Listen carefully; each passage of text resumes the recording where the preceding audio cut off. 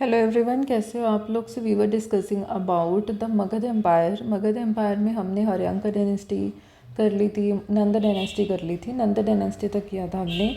और मीनवाइल हमने देखा कि उस समय के दौरान जो रिलीजियस मूवमेंट हुए उनके बारे में हमने डिस्कस किया। जैसे उस समय बेसिकली दो जो संप्रदाय थे ज़्यादा प्रसिद्धि जिन्होंने प्राप्त की, जैसे कौन कौन से, बुद्धिज़्म और जैनिज़्म। ठीक है, इनके बारे में हमने डिस्कस किया। अब इस वीडियो में हम बात करेंगे मौर्यन पीरियड के शुरुआती टाइम में, मतलब पहले मौर्यन पीरियड शुरू हुआ तो उसके सोर्सेज होंगे कुछ, हमें कैसे पता लगा कि कभी किसी टाइम पे मगध में मौर्यन एम्पायर भी हुआ था, तो उसके लिए कुछ सोर्सेज मिले होंगे हमें। ठीक है, कुछ किस तरह के सोर्सेज हो सकते हैं, या तो लिटरेरी सोर्सेज हो सकते हैं, मतलब जो लिखती रूप में होते हैं, या फिर आर्कियोलॉजिकल सोर्सेज हो सकते हैं जो इंस्क्रिप्शंस की फॉर्म में हो सकते हैं। ठीक है, तो इस तरह के सोर्सेज या इंस्क्रिप्शन होते हैं, वो कुछ और तरह के रिमेन्स होते हैं जो उस समय के बचे हुए चीज़ें अभी तक मिलती आ रही हैं। ठीक है, इन तरह के सोर्सेज से हमें किसी डायनेस्टी के होने का पता लगता है। ठीक है, तो हम पहले सोर्सेज के बारे में बात करेंगे, फिर मौर्यन एम्पायर के बारे में बात करेंगे। इस वीडियो में हम पर्टिकुलरली बात करने जा रहे हैं जो लिटरेरी सोर्सेज हैं उनके बारे में,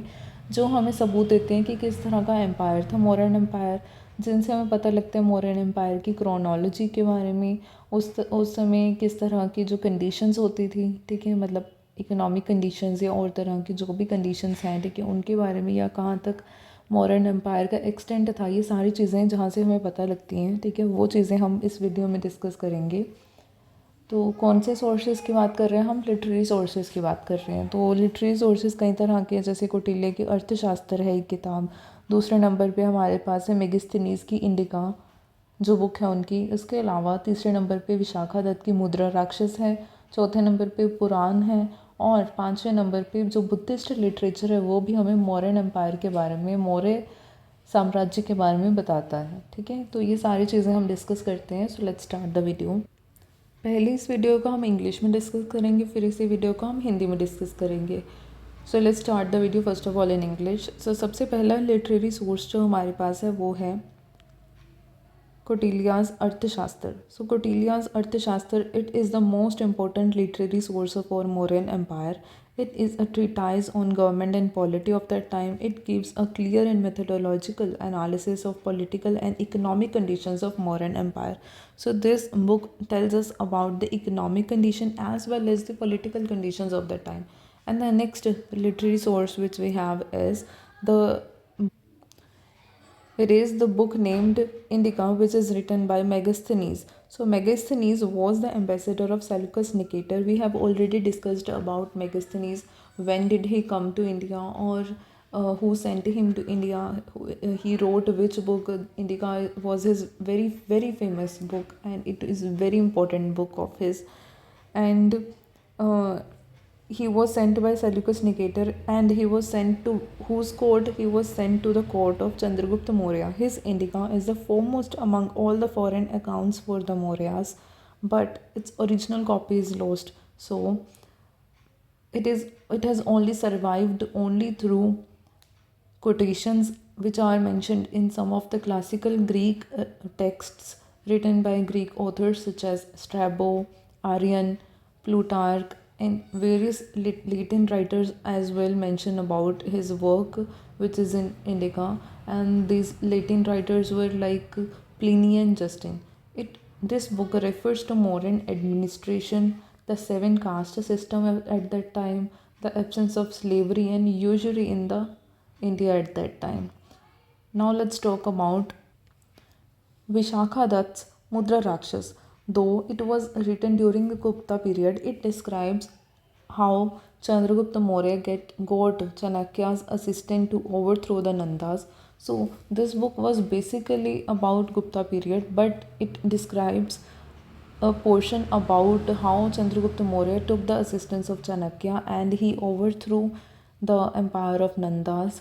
Beside this, it gives an excellent account on the prevailing socio-economic conditions at that time. Now let's talk about next literary source we have is Puranas.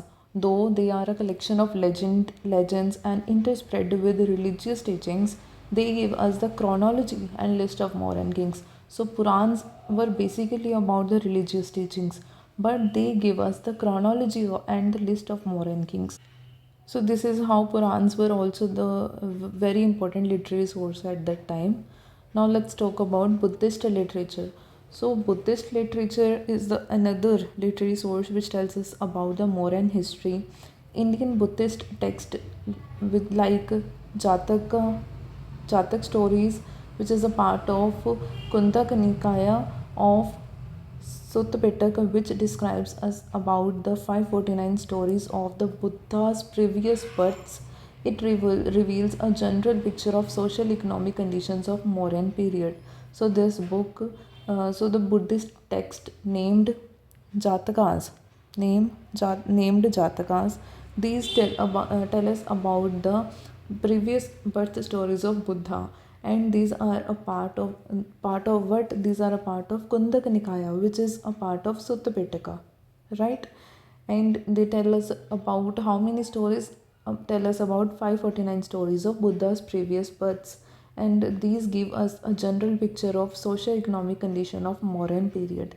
Also, Ceylonese Buddhist chronicles, which are Deepavamsa and Mahavamsa. These describe about the part played by Ashoka, who was a Mauryan king, and they describe the part played by Ashoka in spreading the Buddhism to Sri Lanka, to Ceylon. That is why Ceylonese Buddhist chronicles are also important.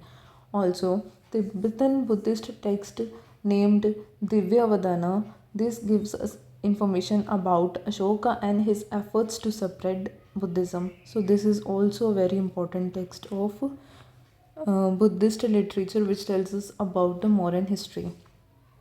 So अब इन्हीं बातों का हम हिंदी में अगर discuss करें तो देखिए, सबसे पहले हमारे पास लिटरेरी सोर्स मतलब जो लिखती सोर्सेज होते हैं जो किसी एम्पायर के बारे में हमें इंफॉर्मेशन देते हैं उनमें आते हैं। तो सबसे पहले हमारे पास है कौटिल्य के द्वारा लिखी गई अर्थशास्त्र।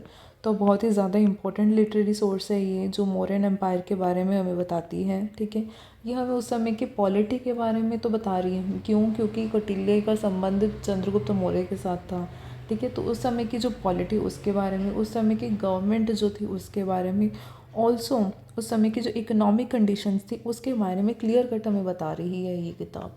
ठीक है, तो ये मौर्यन एम्पायर का बहुत ही ज़्यादा इम्पोर्टेंट लिटरेरी सोर्स है। उसके अलावा नेक्स्ट हमारे पास है नेक्स्ट इम्पॉर्टेंट जो लिटरेरी सोर्स हमारे पास है वो है मेगास्थनीज की लिखी हुई किताब इंडिका। ठीक है, तो मेगास्थनीज कौन थे? हमने पहले भी डिस्कस किया है मेगास्थनीज के बारे में। तो मेगास्थनीज क्या कौन थे? एक एम्बेसडर थे जिन्हें किसने भेजा था? तो एम्बेसडर को कोई भेजता है, ठीक है, और वो किसी के कोर्ट में जाते हैं। तो भेजा किसने था? भेजा था सेल्यूकस निकेटर ने। और किसके कोर्ट में भेजा था? किसके दरबार में भेजा था? तो चंद्रगुप्त मौर्य के दरबार में भेजा था। ठीक है, उसकी जो इंडिका किताब है वो जो भी मौर्यन एम्पायर के जो फॉरेनर अकाउंट्स है उसके बारे में बताती है। ठीक है, ये मतलब फॉरेन अकाउंट्स के बारे में नहीं, ये सबसे पहला फॉरेन अकाउंट कह सकते हो आप इसे। ठीक है, तो इसकी ओरिजिनल कॉपी नहीं है हमारे पास, पर कुछ राइटर्स के और जो वर्क्स हैं उनसे पता लगता है कि इंडिका में क्या क्या चीज़ें मेंशन की गई थी। ठीक है, जैसे कि हमारे पास ग्रीक राइटर्स हैं जिनका नाम है अरियन, प्लूतार्क, स्ट्राबो और डियोडोरस। इनके जो टेक्स्ट हैं उनसे पता लगता है कि इंडिका में क्या क्या चीज़ें मेंशन थी। उसके अलावा जो लैटिन राइटर्स हैं प्लिनी और जस्टिन, उनके वर्क से भी हमें जो इंडिका में मेंशन चीज़ें हैं उनके बारे में पता लगता है। ठीक है, तो इंडिका ओरिजिनल फॉर्म में हमारे पास अभी नहीं है, पर इंडिका में क्या क्या मेंशन था वो हमें कुछ ग्रीक राइटर्स और कुछ लैटिन राइटर्स के जो काम है उनसे पता लग जाता है। तो ये इंडिका रेफ़र किस चीज़ को करते थे? अब मौर्यन एम्पायर की किस चीज़ के बारे में बता रही है? तो उस समय की जो एडमिनिस्ट्रेशन था, मतलब प्रशासन था, जो उस समय 7 कास्ट हुआ करती थी। ठीक है, वो सिस्टम के बारे में। और उस समय किस तरह से स्लेवरी नहीं थी, यूजरी नहीं थी। यूजरी मतलब क्या होता है कि हाई रेट पे हम किसी को जब लोन देते हैं तो वो जो सिस्टम है वो गलत सिस्टम है, तो वो भी प्रेवलेंट नहीं था उस समय। ये चीज़ बताती है हमें इंडिका। अब नेक्स्ट लिटरेरी सोर्स की हम बात करें तो नेक्स्ट हमारे पास है मुद्रा राक्षस किताब, जो विशाखा दत्त के द्वारा लिखी गई है। ठीक है, तो ये मेनली जो किताब है ये मेनली गुप्ता पीरियड में लिखी गई थी, पर कुछ चीज़ें जो मौर्यन एम्पायर के बारे में बता रही हैं वो ये कि चंद्रगुप्त मौर्य ने किस तरह से चाणक्य से असिस्टेंस ली थी, मतलब उनकी हेल्प लेके उनसे ज्ञान प्राप्त करके उन्होंने नंद वंश को ख़त्म किया था और अपना एम्पायर इस्टेब्लिश किया था। ठीक है, तो हमें उस समय की सोशल इकोनॉमिक कंडीशंस के साथ साथ ये किताब हमें चंद्रगुप्त मौर्य और चाणक्य की जो भी स्टोरी थी उसके बारे में भी बताती है कुछ कुछ।